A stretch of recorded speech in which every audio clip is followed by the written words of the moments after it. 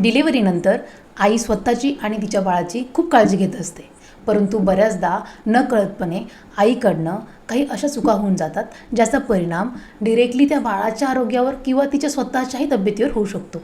अशा कोणत्या कॉमन 10 चुका आहेत ते आज मी तुम्हाला इथे सांगणार आहे। नमस्कार, मी डॉक्टर भाग्यश्री दातीर माझ्या चॅनलमध्ये तुमचे मनापासून स्वागत करते।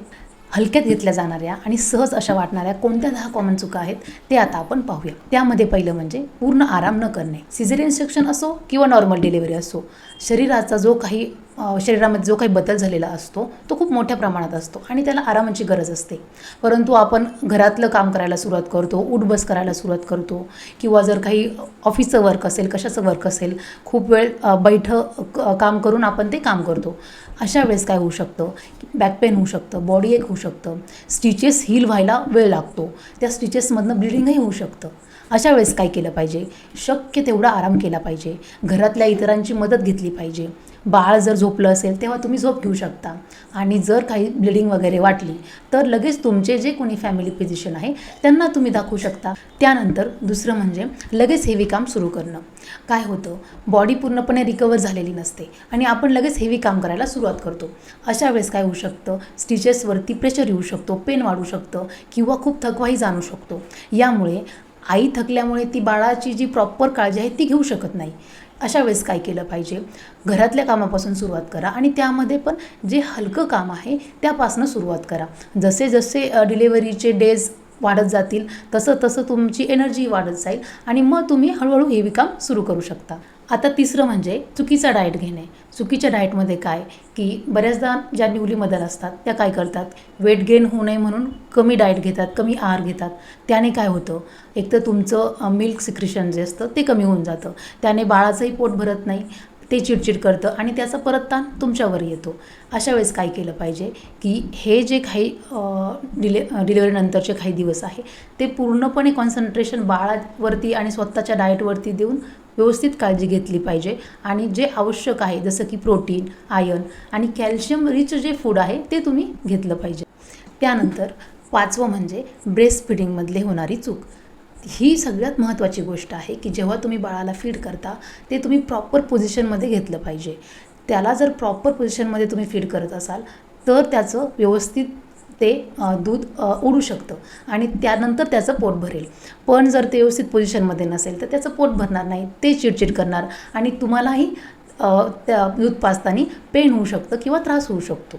यासाठी उपाय महत्त्वाचा असा की तुम्ही ज्या कोणी तुमच्या मदतीला आहेत तिथे त्यांच्याकडनं प्रॉपर बाळाला कसं घेतलं पाहिजे दूध पाजताना ते शिकून घेतलं पाहिजे। त्यानंतर कोणता पण पेन किंवा कोणत्याही प्रकारची ब्लिडिंग असेल तर तिला इग्नोर करणं। बऱ्याचदा काय होतं की जर काही बॉडी एक होत असेल किंवा वेगळ्या प्रकारचं टाक्यांच्या तिथे पेन होत असेल तर हे होतच असतं, इथनं ब्लिडिंग होतच असते असे घरातले ज्या कोणी इतर व्यक्ती आहेत त्या म्हणतात। परंतु ते पेन थोड्या प्रमाणात असेल, ब्लिडिंग थोड्या प्रमाणात असेल, कमी होत असेल तर ठीक आहे, परंतु ते पेन कमीच होत नाही, वाढतं आहे किंवा ब्लिडिंग पण कमी होत नाही आहे, ती वाढत आहे तर ते इन्फेक्शनचं साईन असू शकतं।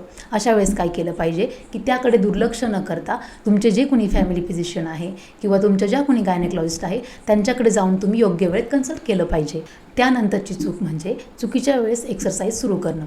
बऱ्याच ज्या मदर्स आहेत त्या वेट कमी करण्याच्या ह्याच्यामध्ये काय करतात, खूप लवकर एक्सरसाइज करायला सुरुवात करतात किंवा बऱ्याच मदर ज्या आहेत त्या काही खूप लेट एक्सरसाइज करायला सुरुवात करतात। असं दोन्हीही न करता तुमचे जे कोणी डॉक्टर आहे त्यांच्या सल्ल्याने तुम्ही योग्य वेळी एक्सरसाइज सुरू केली पाहिजे, जेणेकरून त्याचा परिणाम तुमच्या किंवा तुमच्या बाळाच्या आरोग्यावर चांगल्या प्रकारेच होईल। यानंतर मेंटल हेल्थ इग्नोर करणं। डिलिव्हरीनंतर मूड स्विंग्स होणं नॉर्मल आहे, परंतु जर सतत चिडचिड होत असेल, सतत सॅडनेससारखं वाटत असेल तर याकडे दुर्लक्ष करू नका। काय केलं पाहिजे, तुमचे जे कोणी फॅमिली फिजिशियन आहे त्यांच्याशी तुम्ही ही गोष्ट शेअर केली पाहिजे, त्यांचा सल्ला घेतला पाहिजे किंवा घरातले इतर कोणी आहे त्यांच्याजवळही तुम्ही तुमचे जे काही विचार आहे, जे काही त्रास होतो आहे तुम्हाला तो तुम्ही शेअर केला पाहिजे। त्यानंतर बाळाची काळजी घेण्यामध्ये खूप स्ट्रेस घेणे। कसं असतं, डिलिव्हरीनंतर जी पहिल्यांदा कोणती पण स्त्री आई बनते तिच्यासाठी सगळं काही नवीन असतं। ते शिकत असताना स्ट्रेस न घेता प्रत्येक रोजचा जो काही काळजी आहे त्याच्यामधनं तुम्ही काहीतरी शिकून तुम्ही आई बनत असता। परफेक्ट आई बनणं, मी परफेक्ट आईच बनली पाहिजे, मी पूर्णपणे बाळाची काळजीच घेतली पाहिजे असं प्रेशर न ठेवता ही एक लर्निंग प्रोसेस म्हणून तुम्ही त्याकडे बघून नवीन नवीन शिकलं पाहिजे. सगळ्यात महत्त्वाची आणि शेवटची गोष्ट म्हणजे स्वतःसाठी वेळ न काढणे. डिलेवरीनंतर बाळाची काळजी घेणे, स्वतःची काळजी घेणे यामध्ये खूप वेळ तुमचा दिवसभराचा जातो. तरीसुद्धा त्यामधनं थोडासा वेळ तुम्ही तुमच्या स्वतःसाठी काढला पाहिजे, जेणेकरून तुम्ही स्वतःला हील कराल. फक्त फिजिकलीच नाही तर इमोशनलीही तुम्ही स्वतःला हील केलं पाहिजे. त्यानंतरच तुम्ही तुमच्या बाळाची व्यवस्थित आनंदाने काळजी घेऊ शकता. एक गोष्ट नेहमी लक्षात घ्या, जर हॅप्पी आणि हेल्दी आई असेल तरच ती आपल्या बाळाची व्यवस्थित काळजी घेऊ शकते.